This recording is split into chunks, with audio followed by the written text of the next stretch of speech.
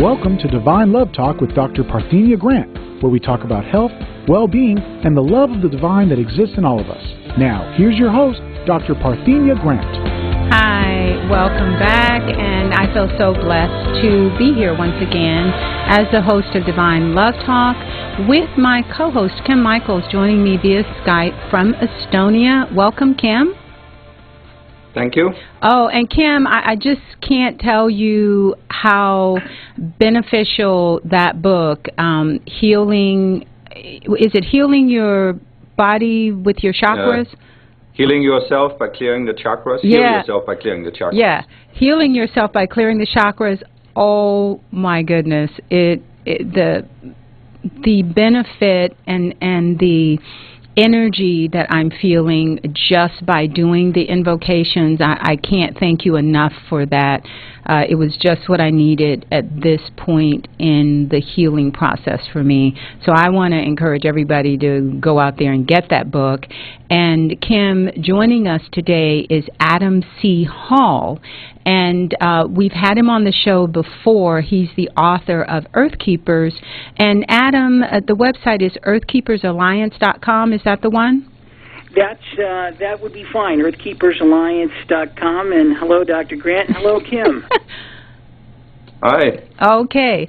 So, Adam, your book, I see this theme of forgiveness, redemption, and then finding and fulfilling your divine plan, which is, I think, a process that every one of us on a spiritual path, we have to go through this process of forgiving other people, forgiving ourselves, and then finding this path to redemption that often will lead us to our divine plan and fulfilling it. And that book, Earth Keepers, contains all of those elements, and I wanted to talk about that today because Kim's work deals with so much with the importance of forgiveness and getting on that path of redemption, and your story really brings it home to the audience. So today I wanted you to share with us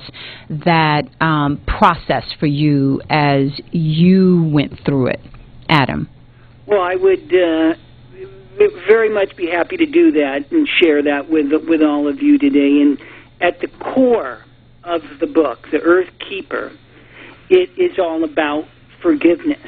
And ultimately, it's really powerful because I'm a longtime student of the Course of Miracles. Yes.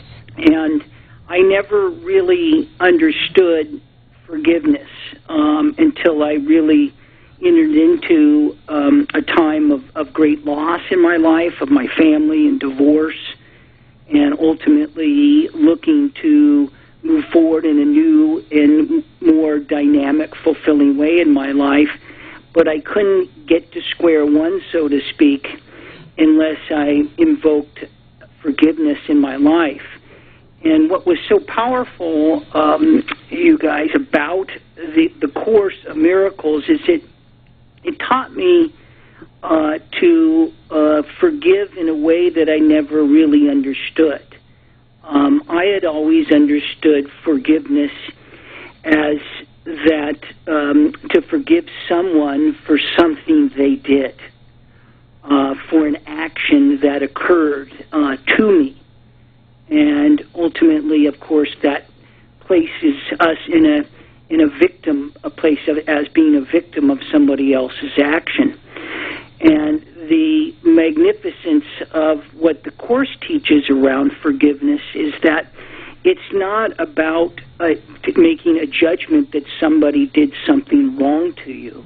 It's really ultimately that there was a mistake that was made. It was an error.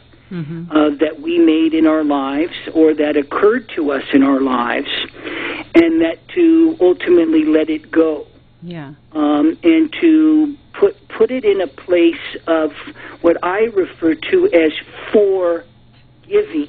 Yeah. I'm in favor of giving my heart. I'm in favor of giving kindness. I'm in favor of giving compassion. of forgiveness in a way that is not one of judgment, because ultimately when we remain in the judgment, then we remain in the old story. And in my life, I was going through very acrimonious divorce at the time, and if I was simply in judgment and being the victim of that circumstance, then ultimately I would just be stuck with it. Yes. But I wanted to free myself from it, and I wanted to forgive myself, to give myself love and give myself compassion, and I wanted to give that to others that were going through pain. So forgiveness is very important, because ultimately we get to decide to move forward in our journeys, and without forgiveness, then we cannot do so. But ultimately, there is nothing to forgive. Wow. Well, I think that the Course in Miracles should be called A Course in Forgiveness, because that's really the same point that was brought home to me as a student of the Course in Miracles, which I've actually done the Course twice at different times in my life, because I have to say I was really young the first time that I did it, and felt compelled to do it, but I didn't really understand it until Marianne Williamson's book, A Return to Love, came out, and then the 50 Miracle Principles came out. That really helped me a lot. But Kim, your work really emphasizes forgiveness and turning the other cheek, and Adam's book is an amazing example of turning the other cheek in his divorce. So, Kim, I'd like for you to step in on the forgiveness process as well. Well, I think it's very profound what Adam said, and I think it's very profound what Course said. I haven't actually done the Course in Miracles. I have studied it. I have read most of it, but I had already found the Ascended Master's teachings when I found it, and I just felt that that was where I needed to focus my attention. Right. So, because there's so much out there, you can't study it all. Yes. But what I would say, what the Ascended Masters say is that there's sort of a short-term and a long-term reason to forgive, and this is actually described in a new book I have out, which is called Heal Your Life by Forgiving Everything. And it also has a number of exercises about how to actually forgive. Okay. But the short-term reason to forgive is that if you're holding negative feelings or grudge against somebody, you're creating an energetic tie to that person. And if you think about somebody who has wronged you, why would you want to be tied to them energetically? Why would you want to tie into their consciousness and be at a similar level of consciousness? Yes. But the long-term reason to forgive is that you are not actually going to ascend from Earth until you have forgiven absolutely everything that ever happened here. Wow. In any of your lifetimes. That's huge. Yes. Well, but think about it. Free will rules everything. When are you going to be ready to ascend? When you ascend, you leave the Earth behind permanently, forever. There's nothing you're going to be able to fix here or do or experience. You leave it all behind.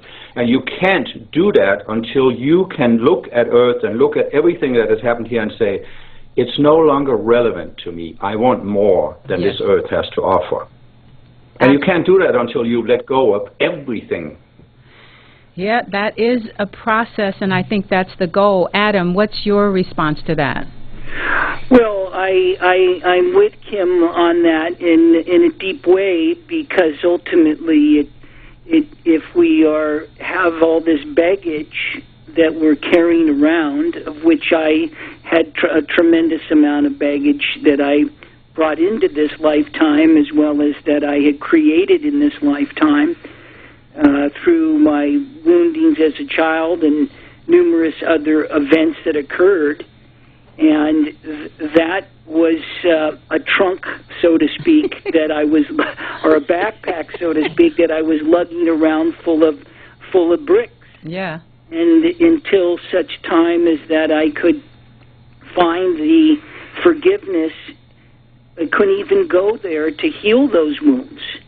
It's such an essential first step, and it's an essential part of any, I think, process whatever your modality that you may practice, East or West, it is an essential aspect of any process. And Kim's point of freeing yourself of the old story and the old wounding to ascend beyond this earth or beyond our physical nature, that's a whole other discussion in its own right. Right. But it is an important point that without that liberation that begins with the forgiveness, as difficult as it may seem, there is no real progress that I believe we can make in freeing ourselves from the old stories.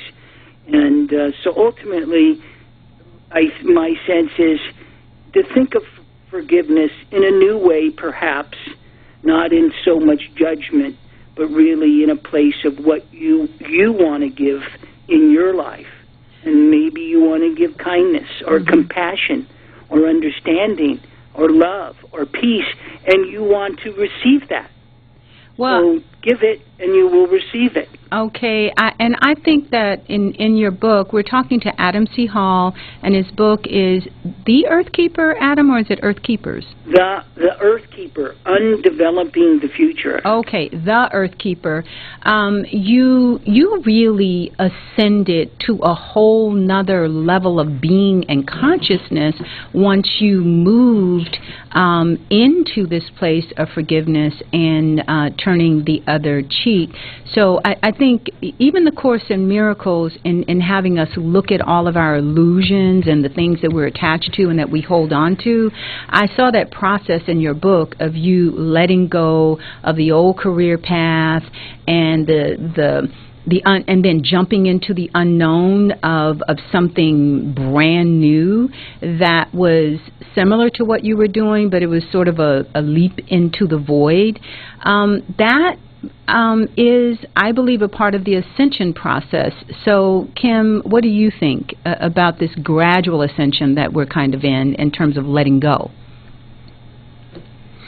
Well, it is absolutely necessary to let go in order to ascend. That's what I said. In the end, you're going to have to stand there. I used to think that ascension is just a matter of giving enough violet flame and fulfilling your divine plan and doing a few other things. But I realized that in the end, you're standing there, and there's a gateway. And if you walk through that gateway, you walk into the ascended state. But you can't walk in there until you're ready to leave everything on earth behind. And in a sense, you can say that the entire spiritual path is a matter of having different experiences, and where you really come and you say, no, this is not who I am. This doesn't express who I am. I don't want that experience anymore. Yeah. And that's why, Adam was talking earlier about we've all made mistakes and we have all this big load of stuff, but have we really made mistakes if we used whatever experience we have to come to that point where we say, I can let go of this now. Yeah, and I learned... If you can really let go of something, it's never a mistake. It was just simply an experience you needed to have before you consciously realized you had had enough of this. Okay. Well, when we come back from commercial break, I'm speaking with Adam C. Hall, author of The Earth Keeper, and he's with EarthKeeperAlliance.com about the process of forgiveness, redemption, and finding and then fulfilling your divine plan. I'm also joined with my co-host, Kim Michaels, from Estonia at TranscendenceToolbox.com. And Kim has so many books and tools that you want to check out that can help you with this process. We'll be back with more of Adam C. Hall after commercial break. Okay, we're back with more Divine Love Talk. I'm your host, Dr. Parthenia Grant. Joining me from Estonia is my co-host, Kim Michaels, with TranscendenceToolbox.com, and my special guest, Adam C. Hall, author of The Earth Keeper. And we're talking with Adam about his process of forgiveness, redemption, and finding and then fulfilling his divine plan. Adam, let's go. There's so much that we need to cover on forgiveness, and I understand that the Course in Miracles really helped you with that. It began my process, but I'm finding that it's a peeling away of that forgiveness is this process of understanding and developing compassion for why people do what they do, and then finding a way not to respond in anger and respond in love. And Kim, your works have helped me a lot with that. But Adam, you really, really exemplified turning the other cheek during that divorce.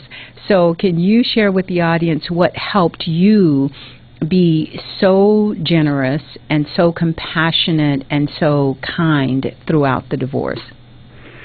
Well, it wasn't that simple, of course. I'm sure it wasn't. I'd like to say that's the case, but of course I too was undergoing my own evolution and transformational process. And one of the things that Ken was referencing as we look to ascend beyond Earth, if that's the case. But for myself, I'm very much here on Earth and looking to evolve myself past these old stories, and that was really the objective, was to move onward, to step into my greater calling and what I'm here to do and how I am to serve. And so my intention, first and foremost, was to step beyond the anger and the guilt and the sense of lack and the worry and the fear, and to be dogged in my pursuit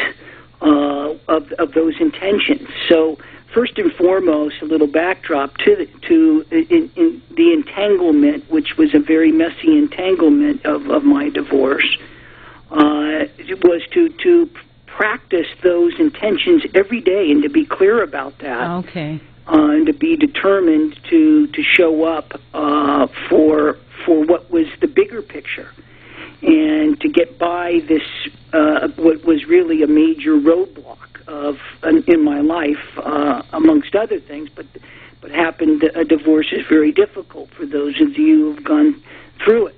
And so my intention really was to let go. It's kind of what I would say is a transcendence or a transmutation of old relationship, and that in order to do that, it was a dying process.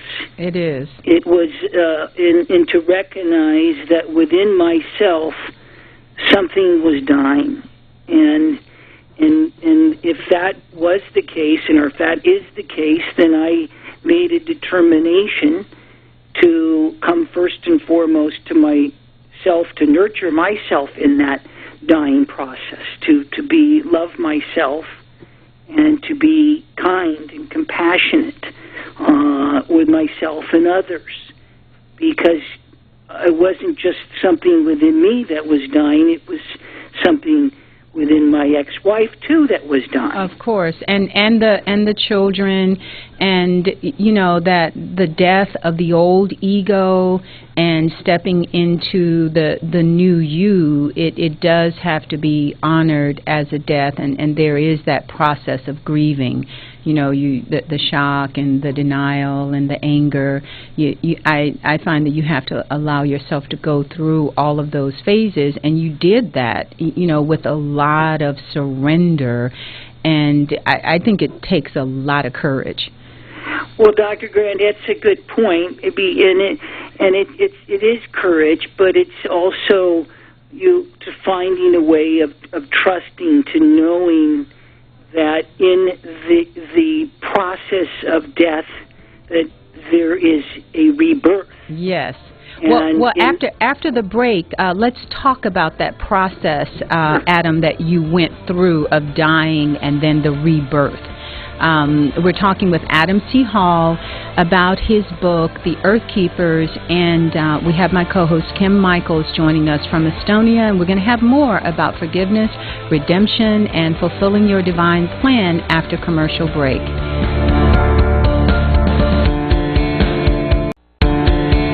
Okay, we're back with Adam C. Hall, author of The Earth Keeper, joining us today talking about his book. He's with the he's with EarthkeepersAlliance.com. Is that correct, Adam? Yeah, EarthkeeperAlliance.com.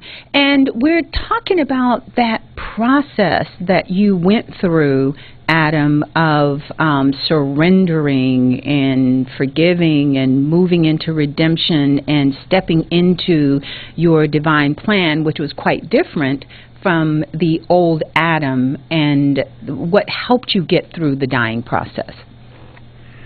Well, many surrounded me with a lot of love and understanding. So, but oftentimes I found myself very much alone in my experience, and there was no one could help me in that moment. And what I ended up doing was connecting with nature and Mother Earth. Yes. And Mother Earth is notorious for kind of mulching energies, and just even lie down on the earth if you feel like you may be carrying a lot, or hug a tree and just weep and let go, because the earth and Mother Nature holds that and welcomes that very, very compassionately. So I found that my connectivity to nature really grew from an experience of dying consciously, where I was consciously thinking and holding the letting go and the process of surrender, and letting that go to its newest place, but no longer to that I wanted to carry it around, not just in my physical or energetic body, but psychologically. Yes. Because when we do that, that's what precipitates disease. Exactly. And if we choose not to do that, then those type of things and those type of energies will ultimately kill us. So I chose to proactively take a conscious route around surrender and death, because ultimately the redemption is resurrection. I agree, and I've been at that crossroad where it's okay, let the old ego die, or physically all of the poison from the toxic environment that I've been working in has been physically poisoning my body and my soul and my spirit, and it's so important to pull yourself out of those environments first physically. And then Kim was saying to me last week, he said, now mentally you've got to let go of all of this. But it is a step-by-step process, and you're absolutely right about nature. My dogs have helped me a lot, just some days when I just didn't even feel like getting up, but just walking the dogs and looking at the trees. I do have a real profound connection to trees, and sometimes just looking and hugging a tree and hoping nobody's seeing me as I'm hugging the tree in the neighborhood, trying to find a way to do it without looking too crazy. But there is this energy that you get from the tree, and then the earth has this electromagnetic field that when you walk barefoot on it and you just sit in the grass or lay in the grass, that has always been very comforting to me, and even being on the beach. Kim, what is your connection? I know you have a strong connection to Mother Earth, but do you have anything to add to that? Well, my connection actually goes more the other way. It goes up to my I Am Presence and to several Ascended Masters. And Mother Mary has, for me, always been the one that has exemplified surrender. And she's given a lot of profound teachings on it. And so she's the one I always try to tune into by giving an invocation to her and just meditating on Mother Mary as a spiritual figure. Yeah. Well, I've found that going into nature and doing the invocations tend to be way more powerful than when I'm doing them inside. Oh, that's true. Yes, if you are. Everything, it's all good. Just show up. Yeah, for yourself, right? That's right. Yeah. That's right. That's right. Yeah. Well, that death process and turning the other cheek, Adam, I'd like to talk to you about that right now, and then the fear of moving out of one very secure, because you did a lot of changes at one time. You left your job, you left your family, and you started, and at one point you didn't quite know where you were going, did you? Well, everything is up for grabs, so to speak, when you enter that, what some say is the dark night of the soul, yes, or the intersection of life where you get to make a decision whether I was going to continue with the same old story and ultimately become in a place of disease and unhappiness, or to really pivot. And it's not just a slap in the face or turning the cheek. It's really turning around and taking a new direction that is a bold, may be a very bold move, but ultimately it's about dreaming all that I wanted to dream into being and what my heart truly was being called to do.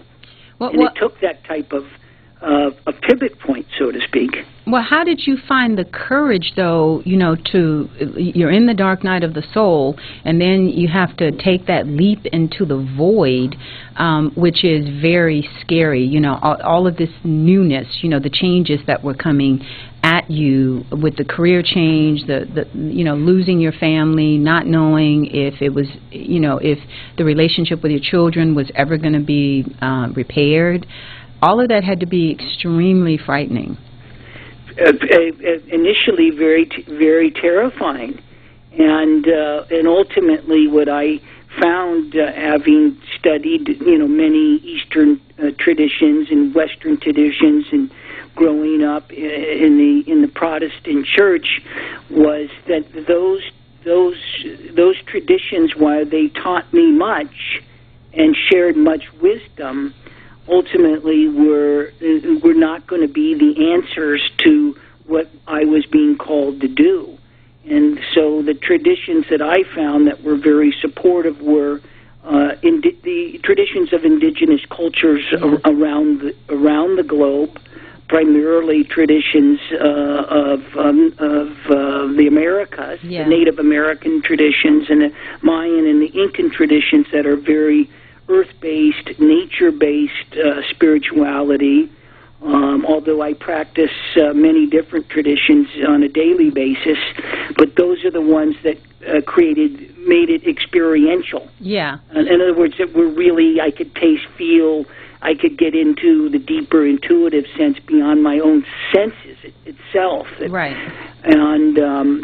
And of course, there's so many great traditions and teachings on the globe, no right or wrong. Right. All head and point to the same place, so long as we choose to show up. And it was very scary at first, but every step I took, I felt a greater calling, and I felt a greater trust, and the universe really showed up. People came into my lives that were teachers and mystics and signposts, and so it was about connecting not only with my inner world, but intuitively holding the gift that what was happening in my outer world was available to free me into love and free me in my life to move forward.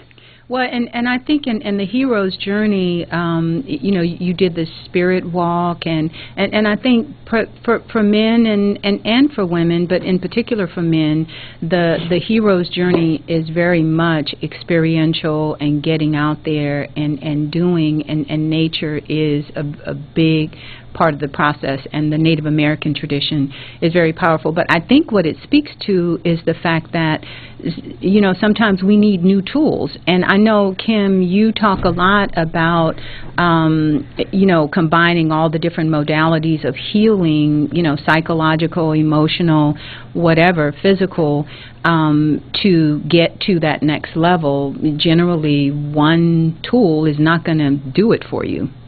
Kim? No, my basic philosophy is that there is definitely a tool that works. There's no problem that can't be overcome. Exactly. But the question is, you have to find the tool that's for you, because really what needs to happen is that there's something in your mind that clicks. Yes. Where you realize, oh, now I can let go. Mm-hmm. And so the question is, what is the particular tool, what is the particular insight, what is the process you need to go through to come to that breakthrough point where, oh, now I'm, you're not even deciding to let go. You just feel like, now it's gone. There it is. And you know, for me, my health is so important, and watching my health deteriorate, dealing with all this darkness, it was very scary. I was like, oh my God, I've got to do something now that, you know, I've not done before. And like having lupus has been a nightmare, but it's also been a blessing, because every time I go into a flare-up, then I know that I've got to do something really, really radical and something very different that I haven't done before. So it is different for everybody. And Adam, your process, I think, is just very beautiful and very powerful for everybody who's on the path. So I really want to encourage people to pick up a copy of The Earth Keeper. And I also want you to now talk about our responsibility as stewards and caretakers of the earth. Adam. Well, first and foremost, we have been talking about stewardship, and mainly stewardship of our own lives. Yes. And ultimately, it is where it really begins, is tending to that greater responsibility to heal ourselves, if that is what's required. And I haven't met too many that don't need healing on this planet. For sure. And ultimately to recognize, and one of the things that occurred for me is that I have a great responsibility and duty to not just myself and my family, but ultimately to my community and to this great planet of ours that we share, to show up as what I say referred to, and the Native Americans refer to as an earth keeper, one who tends to the well-being, vitality, and the regenerative nature of our earth in all its aspects, people, animals, plants, in all ways, and to do in my own little way the best that I can do. And that is when I recognize that I'm alive again. It's just not the old Adam of 1-0. It's the 2-0. It's my script. It's my play. I get to write it. I get to choose who to share my life with and how to dream this new world that is being birthed into being. And with works of like Kim and all the great work you do around healing and these modalities, we all play such an important role. We may not feel that way, but we all really do. And so I sense there's a great responsibility. And it's one thing I have found, Dr. Grant, Kim, is that it's extraordinarily difficult being a human being. It's a difficult thing. It's very challenging, and you know, every day I'm in practice, both a psychological practice, a physical practice, a practice of spirit, a practice of connecting to the oneness of it all. Yes. And until I could ever get out of my own psychological pain and physical pain and stories and somewhat kind of madness of the mind, so to speak, until I recognized my own mythologies that were imprinted by my parents and my lineage and by society as a whole, that says it's to do this or to do that, or this is right or this is wrong. It's all those are all myths. Yeah. And we get to write a new myth and to let the old one go, and a new story is now upon us all. And this is an exciting time to be together. I agree. It is exciting, and I know that Kim's work and all of the great teachings talk about the importance of healing yourself. You know, if you want to save the world, you know, Gandhi says you've got to begin by saving yourself. And I think that is the scariest journey that we take, is the discipline and the responsibility of healing ourselves first, and also accepting that in order to heal, we have to forgive, because there's so much that we don't want to let go of. You know, we want to say, but you don't know what that person did to me, and, you know, you don't know how bad it is, but at the same time, when we're holding on to the old, we can't receive the new. So I'm just so excited to have your work, Adam, that you're doing, Kim Michaels, your work. So, Adam, where are you going now with Earth Keepers Alliance? Well, a lot of things are happening for us. Primarily, our work is around land and land conservation and creating community, and to really bring a lot of awareness, not just to the what's happening on the planet, around the environmental degradation and climate change and all those type of things, but, you know, on a deep level, for me, it's around our own ecology. Okay. Well, Adam, when we return, we're going to wrap this up with more about Earthkeeper Alliance and, you know, how we can contribute. Thank you for joining us at Divine Love Talk on CRN. I'm Dr. Parthenia Grant. We'll be back after commercial break. Okay, we're back wrapping this up with my special guest, Alan T. Hall, author of The Earthkeeper. He's with Earthkeeper Alliance, and my co-host, Kim Michaels from TranscendenceToolbox.com. We've been talking about forgiveness and redemption and fulfilling your divine plan. And Adam, you made a very cogent point that is so true, and Kim Michaels talks about it in his work, about it takes a lot of courage just to show up here on earth. And in order to stay on the spiritual path, it does take this daily commitment and recommitment and work that you have to do. And I know that at this point, I wake up every day and I realize that my day is just not going to go right if I don't put my practice first before everything else, that I've got to work everything else in my life around my spiritual practice, because when I don't, everything just goes the wrong way. So thank you for reminding us of that. But also, I'd like for you to wrap this up with what you see as your divine plan in term and your goal with the EarthkeeperAlliance.com. Well, we're here, and I'm here at this time to bridge ostensibly what we think is two different worlds.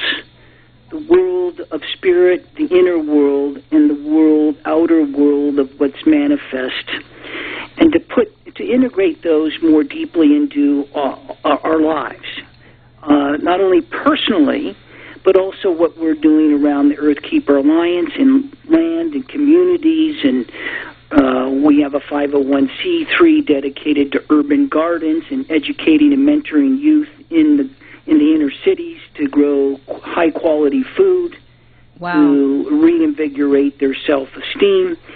And so our focus is really around what we can do with land, gardens, and also to bring greater connectivity to those that I connect with on my own personal path, in terms of our own ecology. Well, Adam, now that we're on the same page, because I'm very much into organic gardening. I have a patio garden, and I'm going to have to bring you back on to talk just about that and my concerns about GMOs and the chemtrails and the poisoning of the air and the earth, and what we can do on a spiritual level. Kim, I'd like for you to give us a closing comment.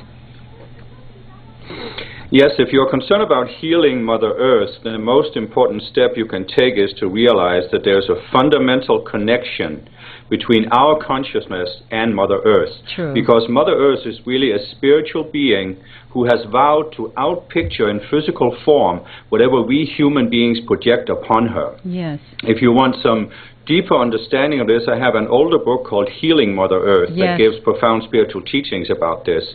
And so really, it's just like Adam said earlier, you have to start by healing yourself, because the problem on Earth is that so many people are trying to change everybody else but themselves. Okay, well, thank you all for joining us. Adam C. Hall, you are such a blessing, and we've got to have you back to talk more about the Earthkeeper Alliance. And Kim, that book, Healing Mother Earth, is very profound. So join us next week with more of Divine Love Talk on CRN. I'm Dr. Parthenia Grant, and I thank you for being with us once again today. And thank you again, Adam C. Hall, author of The Earthkeeper.